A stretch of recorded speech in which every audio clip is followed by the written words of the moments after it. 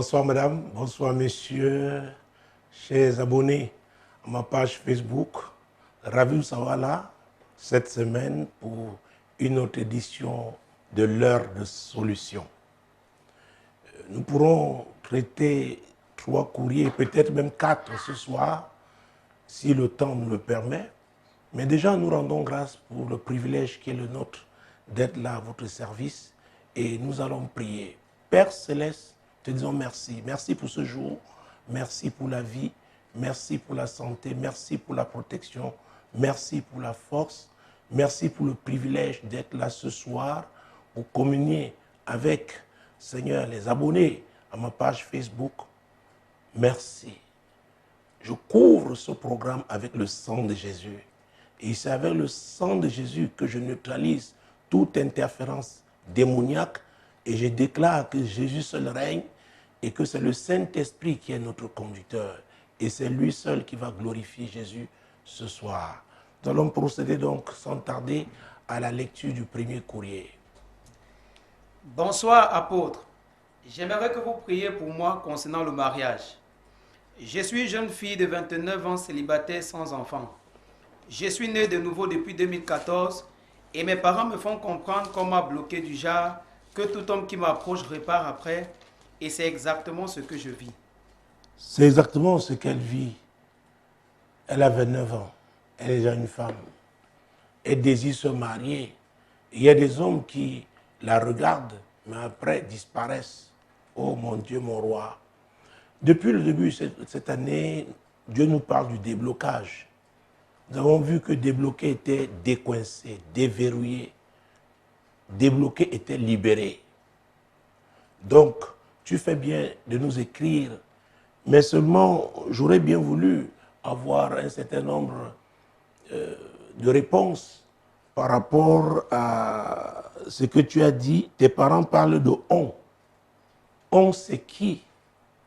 Et pourquoi est-ce qu'on t'a bloqué? Il devrait te dire. Il devrait te dire. Vous savez, quand vous lisez mon livre Source de malheur, j'insiste au 2e chapitre sur la nécessité, n'est-ce pas, de rechercher la cause. Parce que quand vous découvrez la cause, vous avez déjà fait la moitié du parcours. C'est très important. On vous a bloqué. Qui vous a bloqué? Et pourquoi, n'est-ce pas, avez-vous été bloqué? J'aurais bien voulu savoir aussi si vous êtes la seule fille de la famille. Parce que si les autres se marient, pourquoi vous êtes bloqué? Est-ce que vous avez fait l'objet, n'est-ce pas, d'une transaction particulière?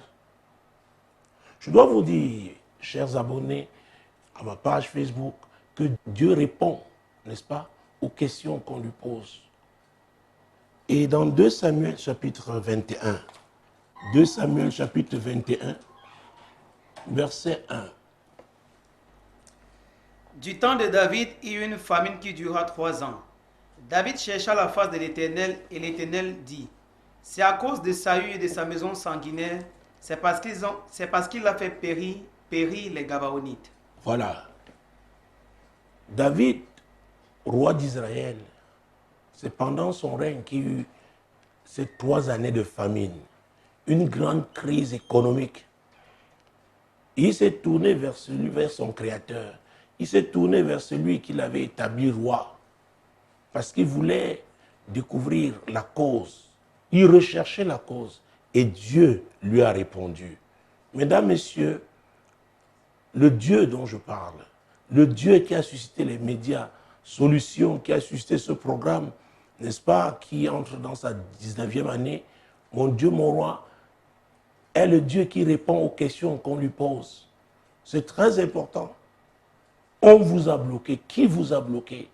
Et pourquoi est-ce qu'on vous a bloqué? Si vous lisez Jérémie chapitre 44, parce que c'est important de comprendre que Dieu, quand ses enfants le sollicitent parce qu'ils ont des problèmes, il leur donne des réponses, n'est-ce pas, par rapport à leurs préoccupations. Nous sommes là dans Jérémie chapitre 44, verset 23. C'est parce que vous avez brûlé de l'encens et péché contre l'Éternel, parce que vous n'avez pas écouté la voix de l'Éternel et que vous n'avez pas observé la loi, observé sa loi et ses ordonnances et ses préceptes, c'est pour cela que ces malheurs vous sont arrivés comme on le voit aujourd'hui. Voilà. Dieu donne la cause. Il révèle la cause. Parce que la Bible déclare qu'il y a un temps pour s'aimer et un temps pour moissonner. C'est une loi. Donc vous pouvez pécher aujourd'hui et que ce soit vos enfants, n'est-ce pas, qui vivent les conséquences de vos péchés. Et c'est pourquoi toujours avec Jérémie, cette fois-ci dans Lamentation de Jérémie au chapitre 5, vous savez, ce programme aussi a pour but, n'est-ce pas, d'édifier de façon générale. Lamentation chapitre 5, versets 7 et 8. Nos pères ont péché et ils ne sont plus, et c'est nous qui portons la peine de leurs iniquités. Des esclaves dominent sur nous et personne ne nous délivre de leurs mains. Voilà. Nos pères ont péché. Ils ne sont plus, ils sont morts. Mais nous, leur postérité, nous portons, n'est-ce pas, sur nous. Nous vivons les conséquences, nous subissons. Nous sommes victimes des actes qu'ils ont posés. Mais s'agissant de vous qui avez écrit, vos parents, ils vivent encore. Ils vous ont dit qu'on vous a bloqué, du genre que tout homme qui vous approche repart après. Et c'est exactement ce que vous vivez. Donc, interrogez ces parents-là. S'ils savent qu'on vous a bloqué, ils doivent aussi connaître ceux qui vous ont bloqué. Pourquoi est-ce qu'on vous a bloqué? C'est très important. Parce que la Bible déclare que la malédiction sans cause n'a pas d'effet. J'ai parlé tantôt de transactions. Et je pense au Psaume 106, mon Dieu, mon roi. Si nous prenons les versets 19 et 20 pour commencer, Psaume 106. Ils firent un veau à Horeb, ils se prosternèrent devant une image de fonte. Ils échangèrent leur gloire contre la figure d'un bœuf qui mange de l'herbe. Il s'agit là d'une transaction. Ils firent un veau en Horeb, ils se prosternèrent devant une image de fonte. Ils échangeaient leur gloire. Sans le savoir. Sans le savoir. Beaucoup vont aujourd'hui chez les féticheurs pour rechercher de l'aide, ignorant qu'ils sont en train de faire des transactions. Parce que ces féticheurs, ces devins, ont recours aux esprits. Alors, quand les esprits sont appelés, sont invoqués, et qu'ils viennent, en retour, on leur donne quelque chose. D'ailleurs, on leur fait des sacrifices pour qu'ils viennent. Et vous qui êtes là, vous êtes une victime. Vous payez votre argent, vous payez la consultation, mais après, il y a des conséquences, n'est-ce pas, nées de cette relation entre ces esprits qui sont invisibles et vous. Et si nous restons toujours dans le Psaume 106, cette fois-ci, nous pouvons parler des versets 37 et 38. Psaume 106, versets 37 et 38. Ils sacrifièrent leurs fils et leurs filles aux idoles. Ils répandirent le sang innocent, le sang de leurs fils et de leurs filles qu'ils sacrifiaient aux idoles de Canaan. Et le pays fut profané par des meurtres. Vous voyez ça? Ils sacrifiaient leurs fils et leurs filles aux idoles. C'est exactement ce que je viens de dire. Quand vous allez chez les féticheurs, parfois pour rechercher le blindage, vous voulez que vos enfants soient protégés. Jésus a dit dans Jean chapitre 10, verset 10 à partie A, que le voleur ne vient que pour voler, égorger et détruire.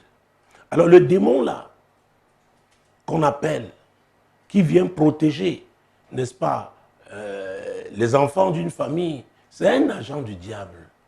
Le diable sait donner, mais il ne sait pas bénir. Et ce qu'il donne par la main droite, il récupère, je ne sais pas si c'est au centuple, ce qu'il a donné. C'est pourquoi, n'est-ce pas, d'ailleurs sur Radio Solution, Solution TV, il y a une émission qui s'appelle Tu dois comprendre. J'ai fait une série, n'est-ce pas, sur les transactions. Et je disais qu'il y a des transactions qui peuvent commencer au plan physique, mais avoir une portée spirituelle inestimable. Et beaucoup se retrouvent donc victimes. Alors, vos parents sont vivants, ils vous disent qu'on vous a bloqué de manière qu'aucun homme ne puisse vous épouser, qu'ils vous disent quelle est la cause. Pourquoi? Pourquoi? Et comme je l'ai dit plus haut, si vous êtes la seule fille qu'ils ont eu à mettre au monde, bon, ça peut se comprendre. Mais si vous avez d'autres sœurs qui se marient et que ce soit vous seul qui avez ce problème, alors il peut y avoir une transaction ou alors un appel. Et c'est ce que j'ai appelé en son temps, quand je faisais cette série d'enseignements sur l'autre appel. Ça veut dire que dans cette famille-là, vous avez un rôle spécifique à jouer. Il y a des filles qui sont appelées à occuper le trône de leur grand-mère. Ah oui! Et à cause de cette place-là, elles ne doivent pas se marier. Et on peut ne pas leur dire la vérité en disant que non, on t'a maudit, on t'a bloqué. Ils doivent te dire. Et s'ils ne te disent pas, tourne-toi vers Dieu, Dieu te dira. Vous savez, il y a là quelques années, c'était, n'est-ce pas, une femme qui craignait Dieu, qui avait des problèmes.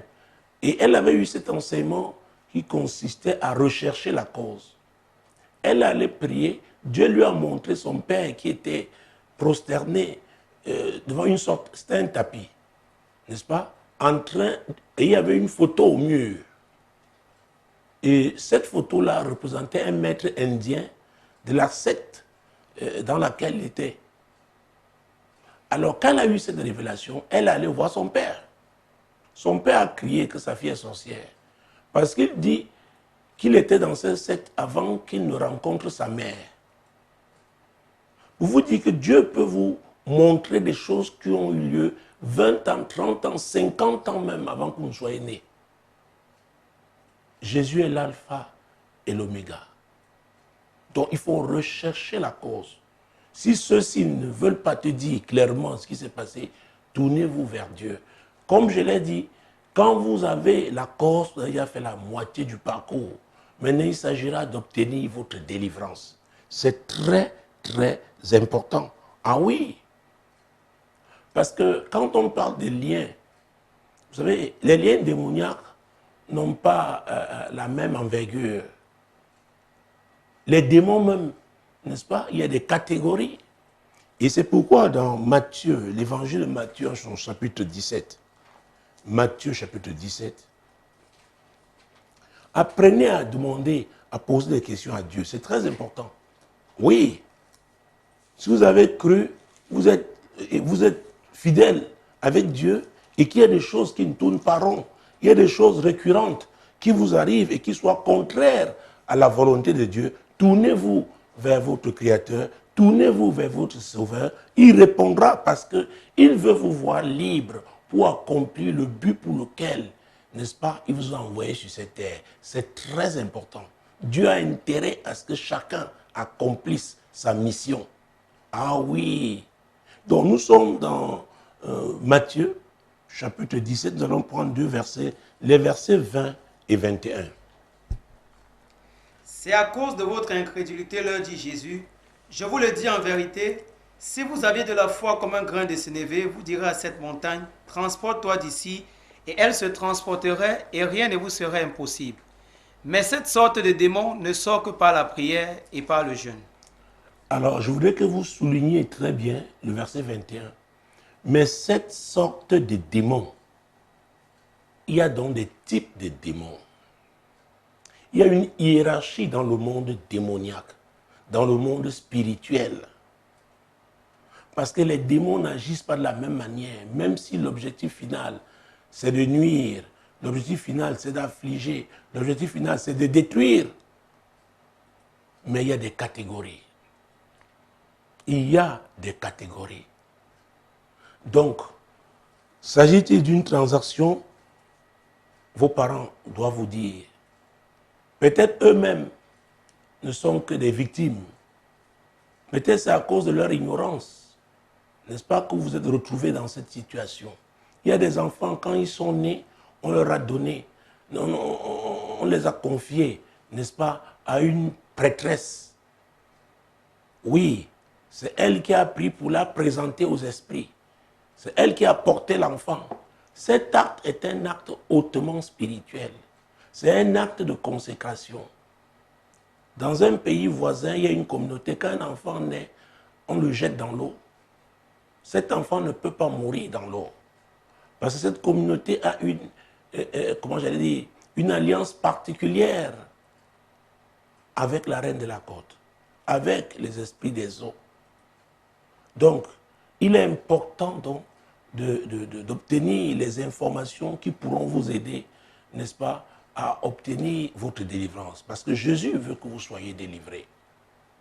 Vous savez, je dois vous dire, en 22 ans d'expérience de ministère, et notamment dans ce ministère de délivrance, j'ai compris que le diable hait particulièrement le mariage.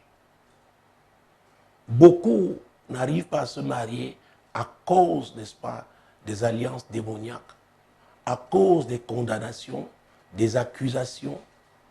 Oui, aussi bien les hommes que les femmes, mais les femmes sont les plus nombreuses.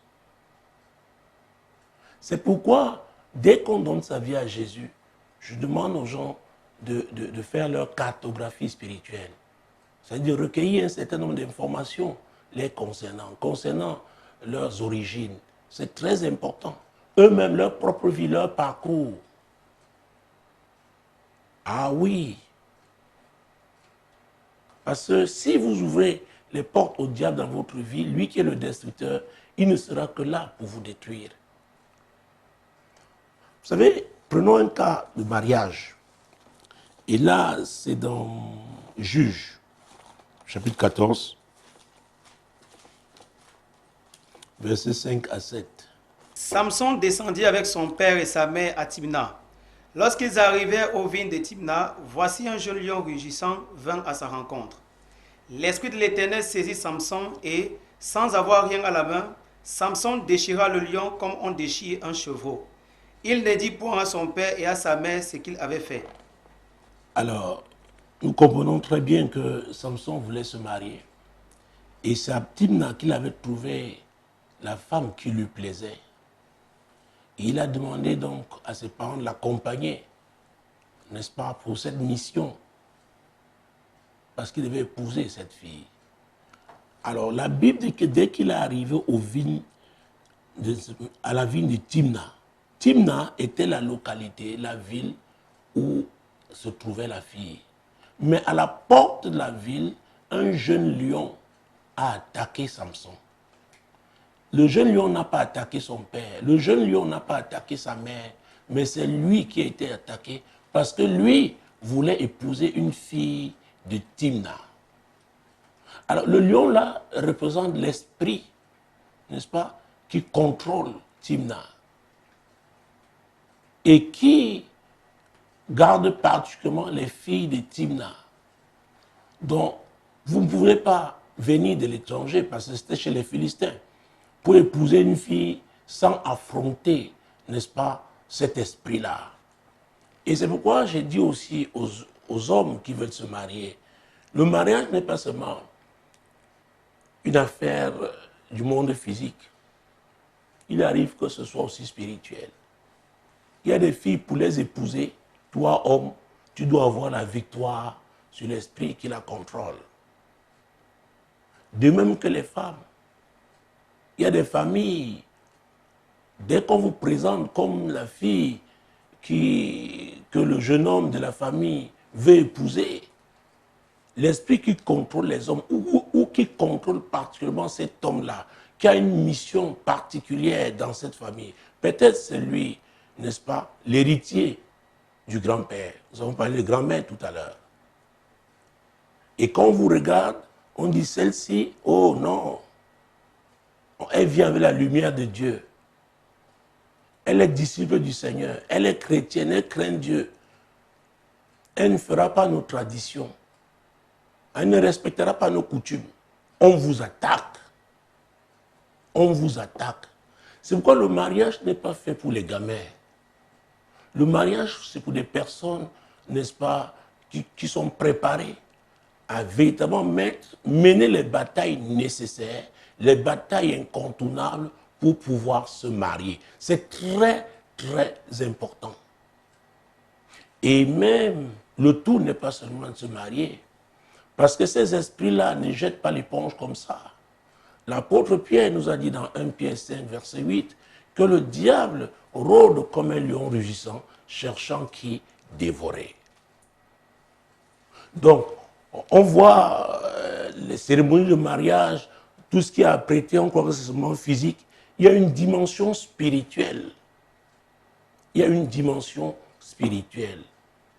C'est pourquoi c'est bien de rencontrer une femme qu'on veut épouser, mais il faut prier, il faut la présenter à Dieu. Et la femme de son côté aussi devra présenter cet homme à Dieu. Parce qu'il peut avoir un esprit. Ah oui, derrière cet homme, derrière cette femme. Et si c'est donc un esprit qui s'oppose au mariage, il faut comprendre très bien que c'est le diable. Il faudra l'affronter. Il faudra l'affronter. Je dois vous dire, la plupart des mariages qui se cassent, la raison, la cause ne se retrouve pas seulement au niveau des époux qui se séparent. Il y a beaucoup de manipulations spirituelles. Il y a une influence spirituelle derrière. C'est pourquoi il faut prier. Et quand la Bible dit que celui qui trouve une femme a trouvé le bonheur, mon Dieu, mon roi, Jésus-Christ de Nazareth, et oui, celui qui trouve une femme a trouvé le bonheur. Et c'est une grâce qu'il obtient, n'est-ce pas, de l'Éternel. Alors, il faut comprendre très bien que c'est Proverbe 18. Proverbe 18. Celui qui trouve une femme a trouvé le bonheur, c'est une grâce qu'il obtient de l'Éternel. Alors, trouver là, ne croyez pas seulement que c'est chercher avec les yeux physiques. C'est pourquoi je conseille aux parents de prier pour leurs enfants quand ils sont encore jeunes. Ne pas attendre, n'est-ce pas, quand ils auront fini leurs écoles universitaires, les études universitaires, pour pouvoir crier à Dieu par rapport à leur mariage. Parce que vous faites un mauvais mariage, vous allez jouer. La meilleure façon de savoir qu'on va jouer, c'est quand on rencontre, n'est-ce pas, un mauvais époux ou une mauvaise épouse. Donc c'est très, très important.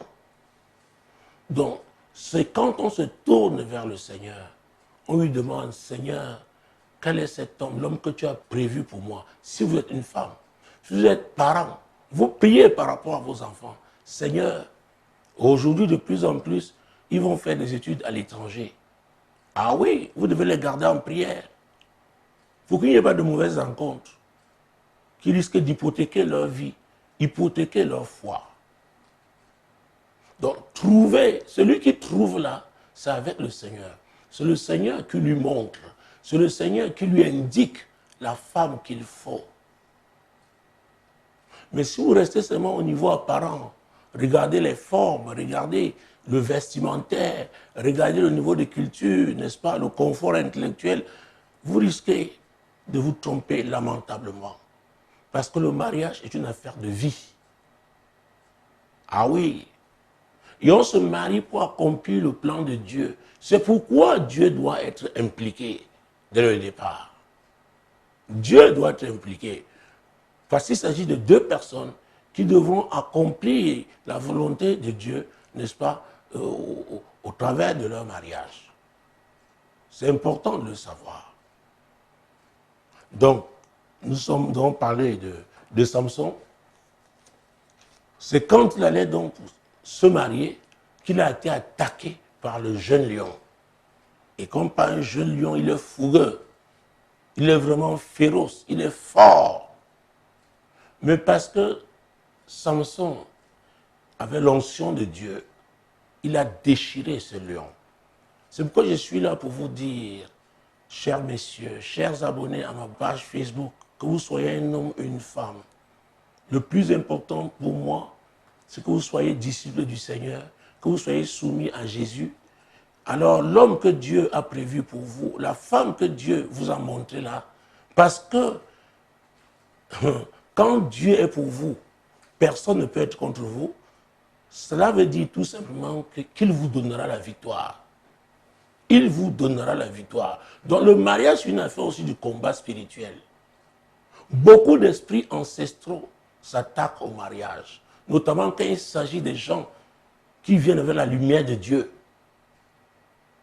qui viennent, n'est-ce pas, dans le but d'accomplir la mission divine avec la femme qu'ils vont épouser ou alors l'homme qui va les épouser. Alors ces esprits-là, qui le plus souvent, n'est-ce pas, opèrent contrairement à la volonté de Dieu, se dressent. Mais la Bible déclare qu'il nous a été donné un nom, le nom de Jésus, à la mention duquel tout genou fléchit dans les cieux, sur la terre et sous la terre. Donc, quiconque aspire au mariage doit comprendre aussi qu'il doit se préparer au combat spirituel pour s'attaquer, affronter les esprits hostiles à son mariage. Ces esprits-là peuvent venir de votre propre famille, ces esprits-là peuvent venir de la famille de la femme, ou même ces esprits-là peuvent être attachés à votre parcours. Parce que si vous avez été d'abord dans le monde et que vous avez vécu une certaine vie, alors vous avez eu des alliances, vous avez peut-être, sans le savoir, vous avez contracté par les relations que vous avez eues. Alors ces esprits-là vont réagir parce qu'ils s'opposent à la volonté de Dieu. C'est pourquoi il est nécessaire, n'est-ce pas, d'obtenir sa délivrance, n'est-ce pas, quand on donne sa vie à Jésus, pour qu'on soit libéré, n'est-ce pas, de l'influence du monde, quand on a été dans le monde auparavant. Alors, c'est une jeune fille de 29 ans. Donc, si vos parents, et je souhaite qu'ils vous donnent des informations, s'ils ne vous les donnent pas, allez, tournez-vous vers le Seigneur. Vous savez, toujours dans la Bible, cette fois-ci dans Actes chapitre 13. Actes chapitre 13. Versets 6 à 12. Ayant ensuite traversé tout l'île de Paphos, ils trouvèrent un certain magicien, faux prophète, faux juif, nommé Bar-Jésus, qui était avec le proconsul Sergius Paulus, homme intelligent. Ce dernier fut appelé Barnabas et Saul et manifesta le désir d'entendre la parole de Dieu. Mais Élymas, le magicien, car c'est ce que signifie son nom, leur faisait opposition, cherchant à détourner de la foi le proconsul. Alors, Saul, appelé aussi Paul, rempli du Saint-Esprit, fixa les regards sur lui et dit: Homme plein de toute espèce de ruse et de fraude, fils du diable, ennemi de toute justice, ne cesseras-tu point de pervertir les voies droites du Seigneur? Maintenant voici, la main du Seigneur est sur toi, tu seras aveugle, et pour un temps tu ne verras point le soleil. Aussitôt, l'obscurité et les ténèbres tombaient sur lui, et il cherchait en tâtonnant des personnes pour le guider. Oui. Alors le proconsul, voyant ce qui était arrivé, crut, étant frappé de la doctrine du Seigneur. Alors, pourquoi j'ai pris ce verset? Parce que Élymas, ce faux prophète juif, ce magicien, représente les hommes forts, les hommes qui prennent, qui contrôlent des familles, qui contrôlent des quartiers, qui contrôlent des villes. C'est lui qui contrôlait spirituellement la ville de Paphos. Le gouverneur était l'autorité établie, mais spirituellement, il était sous l'emprise, n'est-ce pas, d'Élymas. Il y a des familles comme ça. Il y a des quartiers comme ça. Dans cette ville de Douala, je peux vous citer un quartier, je ne le ferai pas ce soir, où il est difficile que les gens se marient là-bas, hommes comme femmes. Et ceux qui ont essayé de se marier, après sont revenus. Il y en a qui vivent, les petits-enfants vivent encore avec le grand-père. Alors, ça, c'est une condamnation, n'est-ce pas, liée à ce quartier. C'est pourquoi la cartographie spirituelle est très importante. Alors, si vous voulez épouser donc, une fille qui est sous le contrôle d'un homme fort ou d'une femme forte, n'est-ce pas, ce sont des sorcières, des sorciers, vous devez l'affronter. Vous devez l'affronter. Et c'est pourquoi l'apôtre Paul nous disait, n'est-ce pas, que nous ne devons pas nous leurrer, nous les chrétiens. Il disait, nous n'avons pas à lutter contre la chair et le sang, mais contre les dominations, contre les autorités, contre les princes de ce monde de ténèbres, contre les esprits méchants dans les lieux célestes. Alors, ces hommes forts que vous voyez physiquement ici sont en alliance avec certaines dominations qu'on peut retrouver sur les eaux, qu'on peut retrouver au niveau céleste, qu'on peut retrouver dans les forêts. Oui. Alors, leur pouvoir vient du diable. Alors, quand ils prennent une famille en captivité, ils se disent, pas de mariage, point de mariage ici. Et Dieu vous dit, voilà la femme que j'ai pour vous, apprêtez-vous donc à mener cette bataille. Ce combat sera spirituel. Pareil, un homme qui vous voit, il vous rencontre, il dit, voilà, je vais vous épouser, et c'est la volonté de Dieu pour lui, pour vous. C'est Dieu qui l'a orienté vers vous. Mais alors, lui, il est en captivité. Dans sa famille, on ne tolère pas qu'une femme intelligente, qu'une femme aussi brillante, n'est-ce pas, entre dans cette famille, parce que le mariage crée une alliance, n'est-ce pas, un lien entre deux familles. Donc si elle, qui vient avec la lumière, va épouser un homme qui est dans une famille où il n'y a que les ténèbres, alors il y aura un combat entre la lumière et les ténèbres. Parce que les ténèbres veulent continuer de maintenir les gens, n'est-ce pas, dans la pauvreté, dans la désolation, dans la frustration, dans les échecs récurrents. Donc le mariage n'est pas... Voir le mariage à son premier degré est un leurre. C'est un leurre. Et c'est pourquoi, une fois de plus, je dirais, le mariage n'est pas une affaire de gamins. Le mariage concerne des hommes, des personnes préparées, hommes comme femmes, qui ensemble pourront affronter, n'est-ce pas, les obstacles, les hommes forts hostiles à leur mariage, les esprits hostiles à leur mariage. Et Jésus leur donnera, n'est-ce pas, la victoire, parce que leur mariage, c'est pour l'accomplissement de la volonté de Dieu.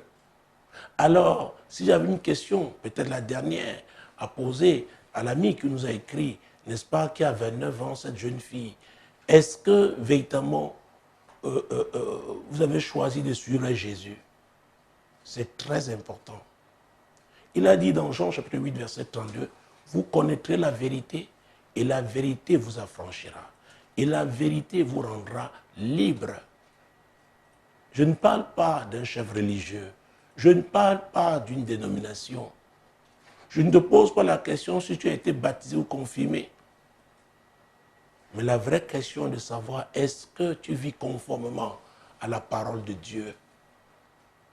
Parce que le combat que tu devras mener, et éventuellement, l'homme que Dieu enverra est spirituel.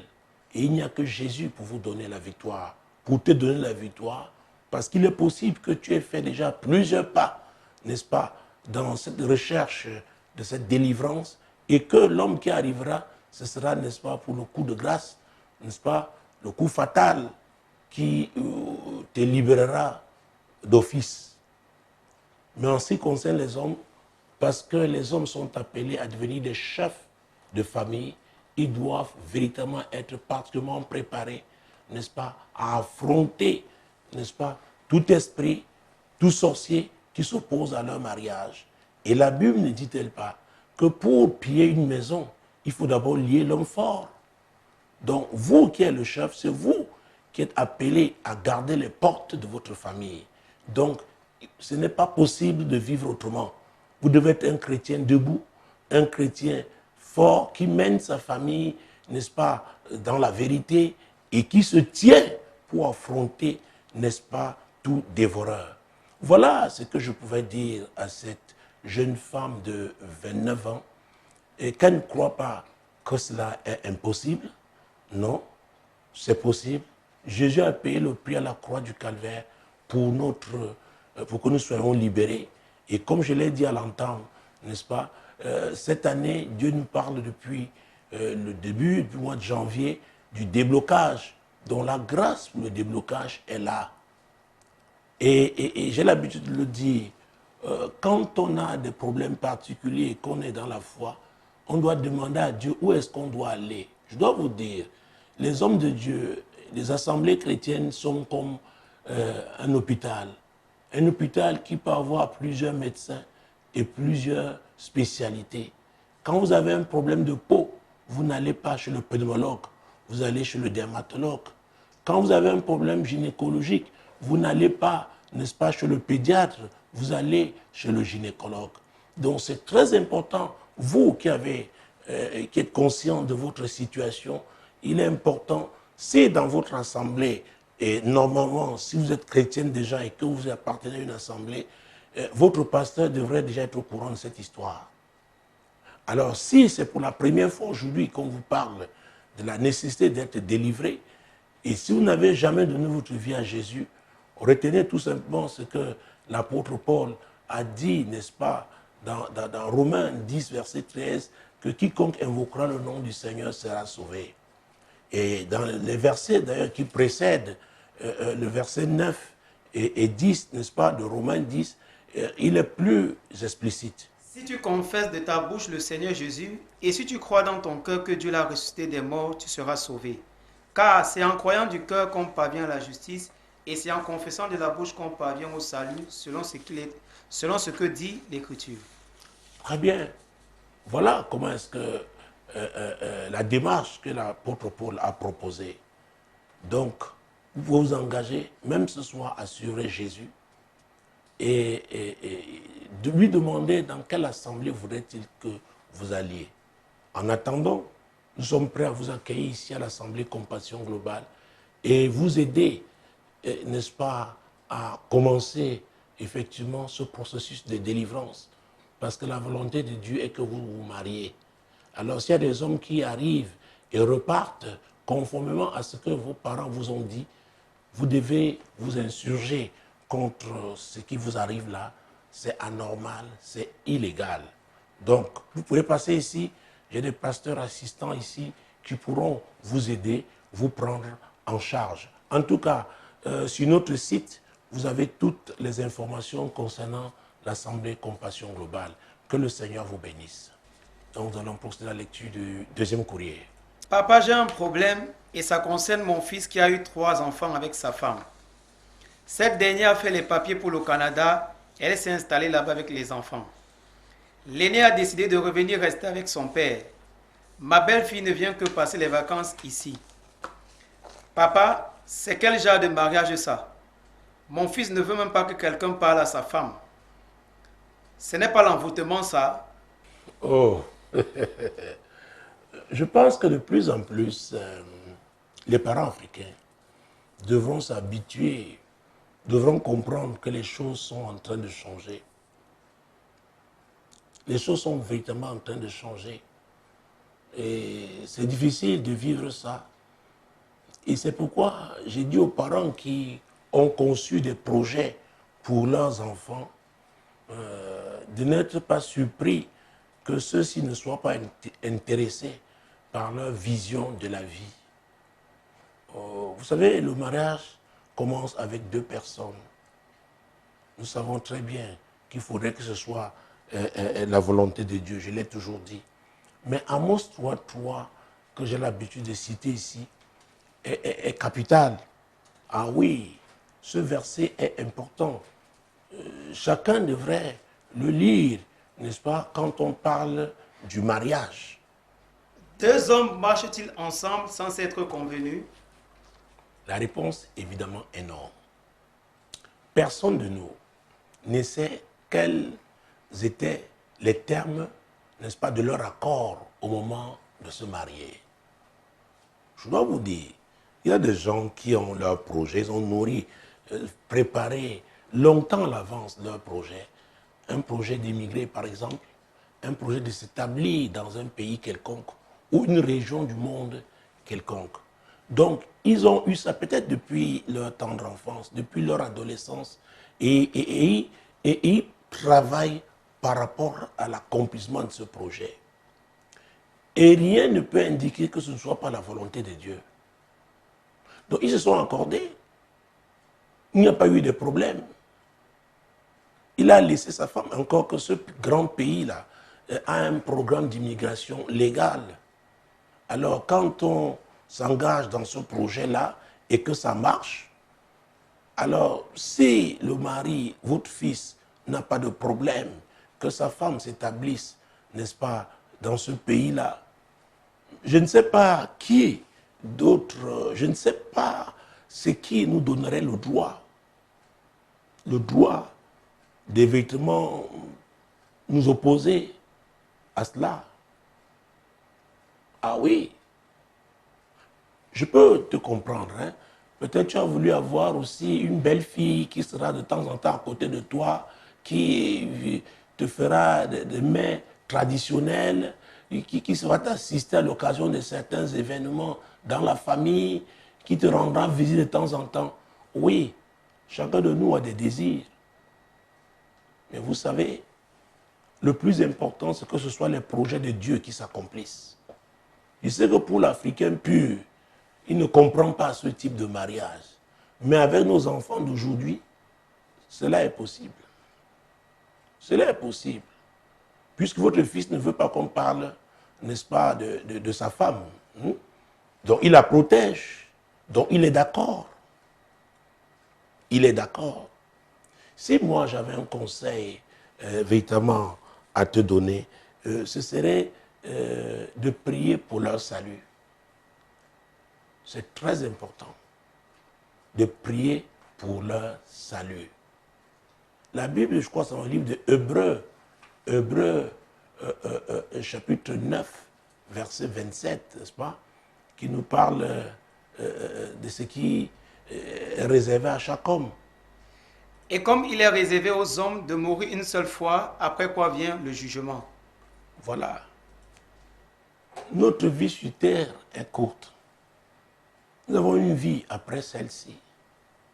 Et c'est pendant qu'on est sur cette terre, les décisions, les choix que nous aurons faits sur cette terre, n'est-ce pas, qui, ce choix-là, c'est-à-dire Jésus le Sauveur, c'est ce choix-là qui nous permettra de vivre l'éternité avec lui.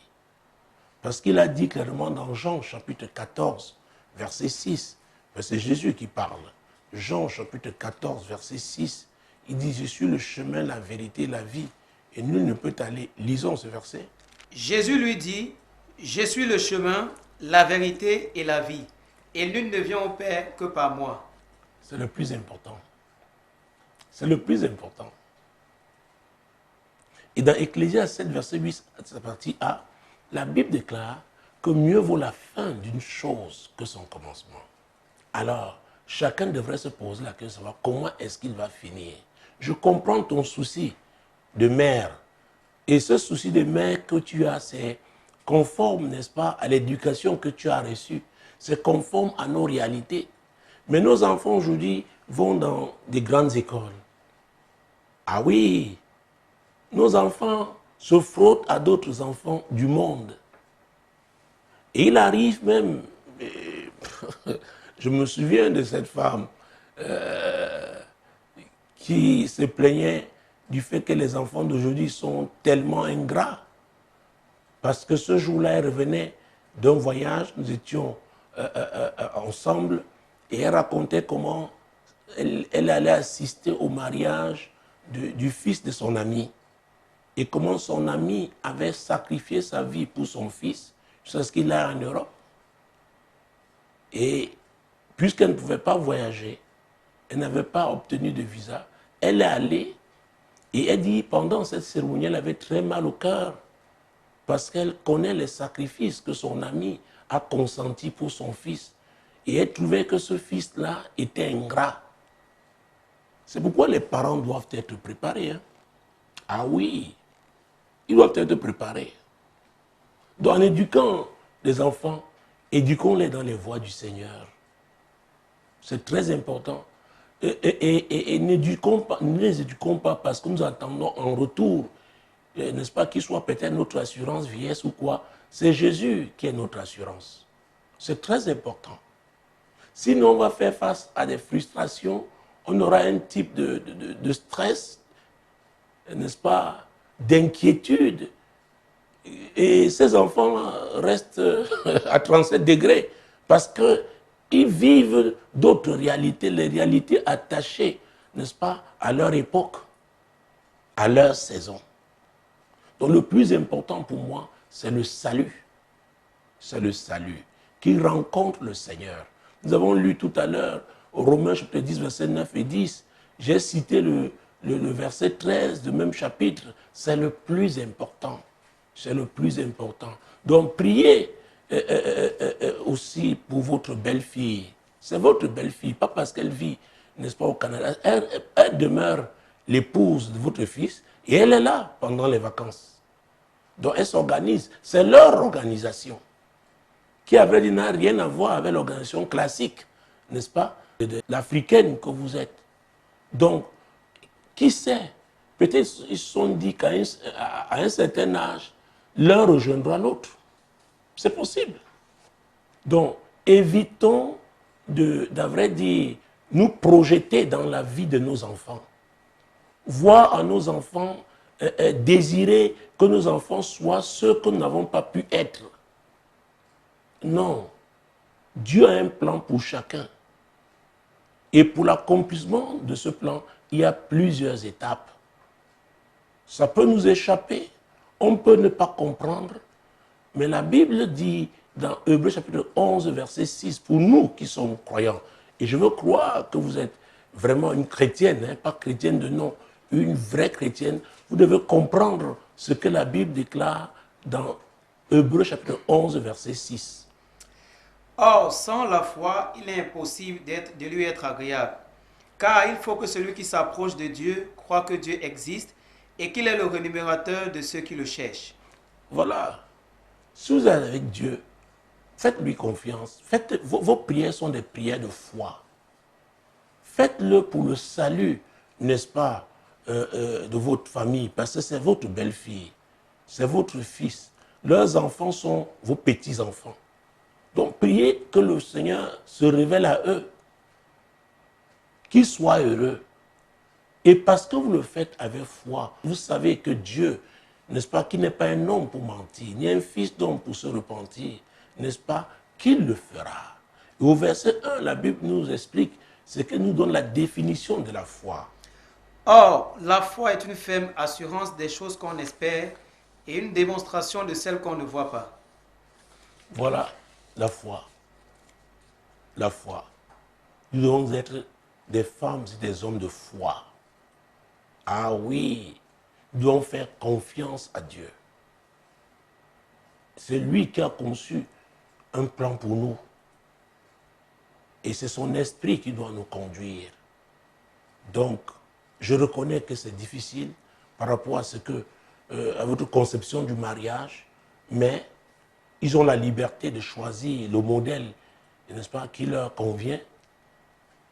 Et si ils vivent leur mariage sous la crainte de l'Éternel, alors Dieu, c'est lui qui bénit. Vous savez, il y a des mariages, les époux sont ici, sont dans la même maison, mais cette maison est un enfer. Faisons très attention aux stéréotypes. Faisons très attention. Il faut confier, n'est-ce pas, ton fils, ta belle-fille et tes petits-enfants au Seigneur. C'est lui qui va les garder. C'est lui, n'est-ce pas, qui les aidera à accomplir son plan pour leur vie. Je pense que j'ai dit ce qu'il fallait dire. Donc, je n'ai pas du tout emprunté la piste de l'envoûtement. Non, non. Je pense que les gens sont libres de s'accorder et de vivre comme bon leur semble, du moment où ce n'est pas contraire à la volonté de Dieu. Voilà. Troisième courrier. Je suis dépassé par la vie. Tout ce que j'ai comme projet ne se réalise jamais. Quand j'ai un peu d'argent, ça va toujours dans les choses inutiles. Aidez-moi, Eric. Alors moi, c'est la dernière phrase qui m'intéresse. Hein. Quand j'ai un peu d'argent, ça va toujours dans les choses inutiles. Est-ce que quelqu'un, n'est-ce pas, qui a fait de Christ le fondement de sa vie, peut dépenser son argent dans les choses inutiles? C'est vrai, j'ai parlé de manipulation quelque part dans l'un des courriers, parce que la manipulation est un esprit qui vient du diable. Et si elle est opérationnelle dans la vie de quelqu'un, cette personne a besoin de délivrance. Elle a besoin de délivrance. Mais je citerai encore ce soir, où nous allons lire ce premier verset de Psaume 127. Psaume 127. Si l'Éternel ne bâtit la maison, ceux qui la bâtissent travaillent en vain. Si l'Éternel ne garde la ville, celui qui la garde veille en vain. Voilà. Donc, si l'Éternel n'est pas le fondement de votre vie, quand on parle de maison, l'apôtre Paul a été clair, c'est que notre corps est une maison. Notre corps est le temple de Dieu. Notre corps est le temple du Saint-Esprit. Quand Dieu bâtit, il commence par le fondement, la fondation, même quand nous construisons nos maisons. Vous ne pouvez pas faire une maison R+4 et en mettant la fondation, n'est-ce pas, d'une maison de R+1. Donc la fondation est importante. C'est très important. C'est pourquoi tout commence avec Jésus. Tout commence avec Jésus. Tu dis que tu es dépassé par la vie. Oui, cela veut dire que tu as besoin de Jésus. Il a dit dans Matthieu chapitre 11, versets 28 et 29, « Venez à moi, vous tous qui êtes fatigués et chargés, et je vous donnerai du repos. » Il le dit. Il le dit. C'est dans la Bible, lisons. Il le dit jusqu'au verset 29. Venez à moi, vous tous qui êtes fatigués et chargés, et je vous donnerai du repos. Prenez mon joug sur vous et recevez mes instructions, car je suis doux et humble de cœur, et vous trouverez du repos pour vos âmes. Ah. Il sait qu'il y a des gens qui sont dépassés. À vrai dire, l'œuvre du diable sur cette terre, c'est pour pourrir, n'est-ce pas, la vie des gens. Pour qu'ils soient découragés, jettent l'éponge, se suicident, s'abandonnent à l'alcool, à la débauche. Jésus dit, si vous êtes vraiment dépassé, alors venez. Ça veut dire, vous êtes prêts, venez, venez, venez vers moi. Je suis la solution. C'est ce que je suis en train de dire. Il dit, mais recevez mes instructions. C'est très important. Je ne peux pas changer, transformer votre vie sans vous donner des instructions. Et ces instructions se trouvent dans la parole de Dieu. Elles sont là. Alors, beaucoup arrivent, ils croient que le pasteur est un féticheur, qui va faire un tour de passe-passe et leur vie va changer. Non, aucun pasteur n'a un quelconque pouvoir. Sans Jésus, on n'est rien. Le pasteur est le serviteur du Seigneur, il est le serviteur de Jésus. Alors, quand vous êtes dépassé, comme c'est votre cas, et vous vous adressez à nous, dans le cadre de cette émission, la première des choses, c'est de vous présenter Jésus. Oui, il n'y a que lui pour changer votre vie. Et nous avons parlé de foi, n'est-ce pas, il y a un instant. Vous devez vous tourner vers lui, parce que le salut est une affaire de grâce au moyen de la foi. Il est important de le savoir. On ne paye pas pour être sauvé. Donc, c'est la grâce au moyen, n'est-ce pas, de la foi. Et en ce moment-là, Matthieu chapitre 6, verset 33, vous savez, j'aime recourir à ce verset. Matthieu chapitre 6, verset 33. Cherchez premièrement le royaume et la justice de Dieu, et toutes ces choses vous seront données par-dessus. Oui, cherchez premièrement le royaume de Dieu, le royaume et la justice de Dieu, et toutes ces choses. Alors, tu dis que quand tu as un peu d'argent, ça va toujours dans des choses inutiles. Alors, si le royaume de Dieu devient la première chose, ta priorité, ce royaume est si puissant que Jésus va te délivrer de tout ce qui t'entraîne vers les choses inutiles. Parce que tu auras choisi ce qui est utile, ce qui est important. Parce que le royaume de Dieu sera la priorité de ta vie. Et parce que tu auras compris que c'est sa justice qui prime, alors tu vas te conformer à la parole de Dieu. C'est le point de départ. C'est le point de départ.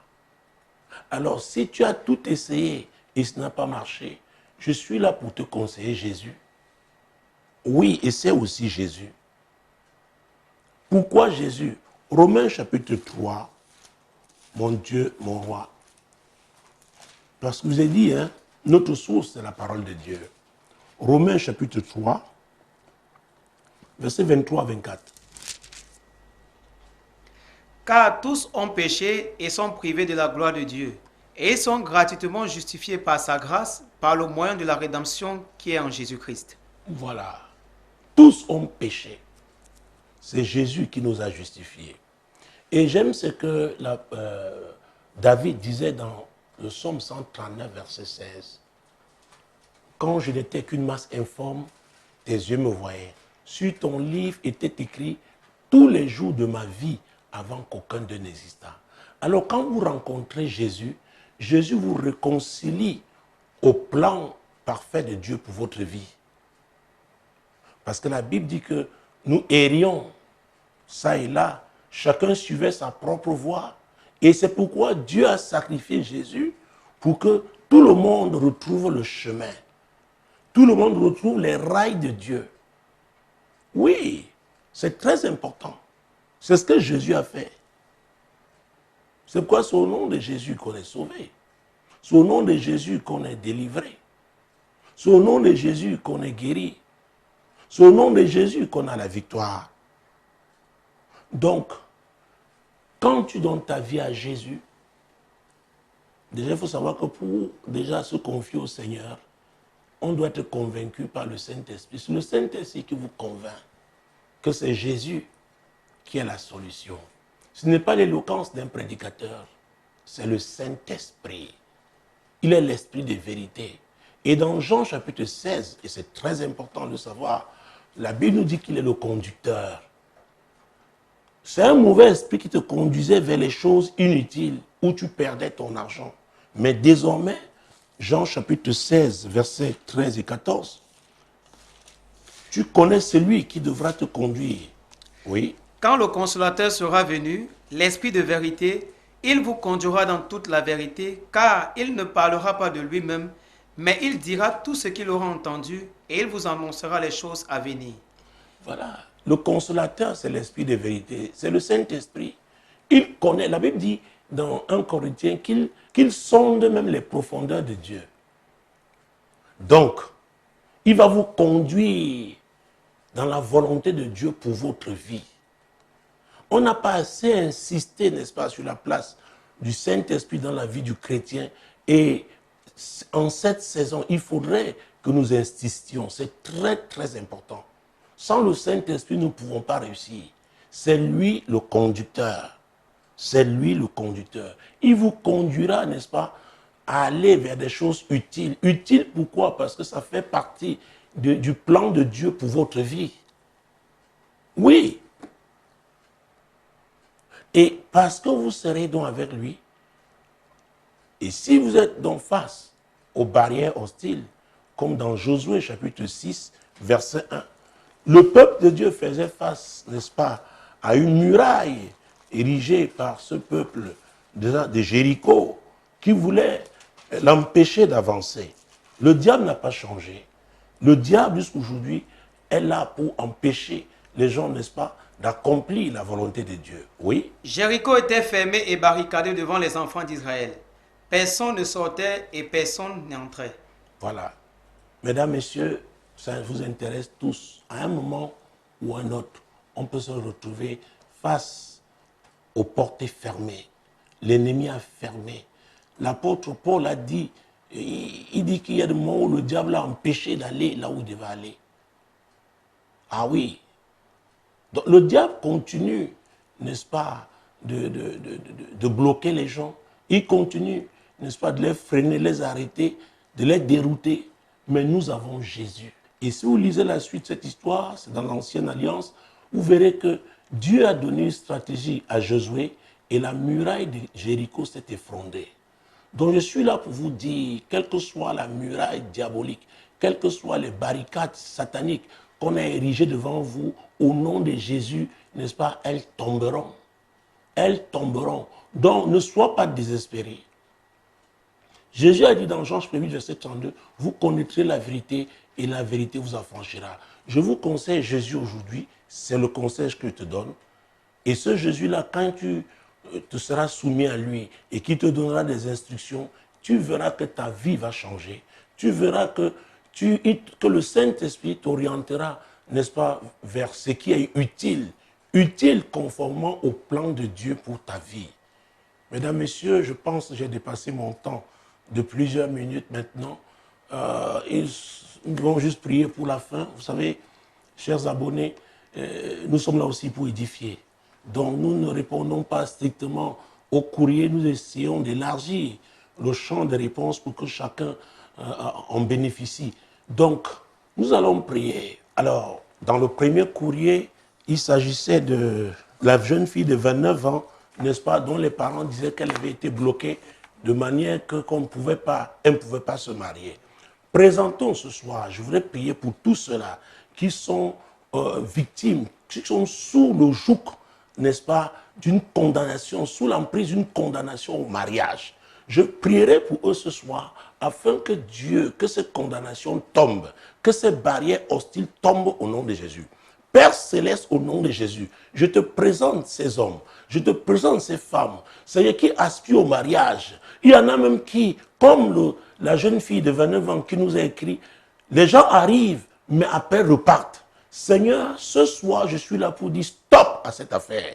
Seigneur, je recours à ton sang, le sang qui a coulé à la croix du Calvaire, le sang de Jésus. Seigneur, pour briser toute alliance, pour briser tout lien avec l'esprit du célibat au nom de Jésus-Christ, pour annuler toute condamnation sur la vie de ces hommes, la vie de ces femmes, au nom puissant de Jésus. Seigneur, ton sang les libère aujourd'hui. Ton sang, le sang de Jésus les libère au nom de Jésus. S'il y a un homme fort qui est assis sur leur vie, au nom de Jésus, je le renverse. S'il y a une femme forte assise sur leur vie pour empêcher leur mariage, elle est renversée ce soir au nom puissant de Jésus-Christ. Seigneur, je proclame la délivrance de tous ceux-là qui souffrent aujourd'hui parce qu'ils n'arrivent pas à se marier et aspirent à ce mariage. On lâche pour se marier. Il y en a même qui ont les moyens financiers. Seigneur, je proclame leur délivrance au nom puissant de Jésus-Christ.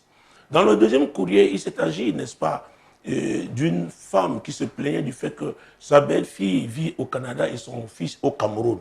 Nous allons prier pour que Dieu, mon roi, amène les époux à vivre sa volonté par rapport à leur mariage. C'est très important. Seigneur, tu es Dieu. Je te présente, Seigneur, les époux, n'est-ce pas, qui sont abonnés à cette page Facebook, ou alors nos amis sur Facebook qui ont des gens mariés, mais leur mariage, Seigneur, pour eux n'est pas conforme à la volonté de Dieu. Je prie pour ton intervention. Saint-Esprit, conduit ces différents époux et qu'ils comprennent quel est le plan de Dieu pour leur vie et qu'ils marchent conformément à ce plan au nom puissant de Jésus. Et pour finir, on a eu affaire à ce jeune homme, à ce monsieur qui était dépassé et tout ce qu'il entreprenait ne marchait pas. Seigneur, ce soir, je viens te présenter tous ceux qui sont dépassés. Seigneur, ils sont dépassés par ce qui leur arrive. Seigneur, il n'y a rien, tu as dit qu'il n'y a rien de caché qui ne doit être découvert. Seigneur, expose la cause, expose ce qui les bloque, expose, Seigneur, ce qui les frustre. Au nom puissant de Jésus. Jésus, c'est toi qui es la lumière qui éclaire tout homme. Je prie afin que le Saint-Esprit convainque tout cela, afin qu'ils se tournent vers Jésus. Jésus qui est la lumière du monde, que Jésus les délivre. Saint-Esprit, convainc tout cela. Convainc-les au nom puissant de Jésus. Et je prie pour quiconque est dépassé, afin que l'Éternel, le Seigneur, intervienne dans sa vie pour le libérer au nom puissant de Jésus. Amen. Mesdames, Messieurs, c'est encore un privilège ce soir d'avoir été à votre service, n'est-ce pas, dans le cadre de cette émission. Rendez-vous. Le rendez-vous est pris pour lundi prochain, lorsqu'il sera 21h du Cameroun. Demeurez bénis. Shalom.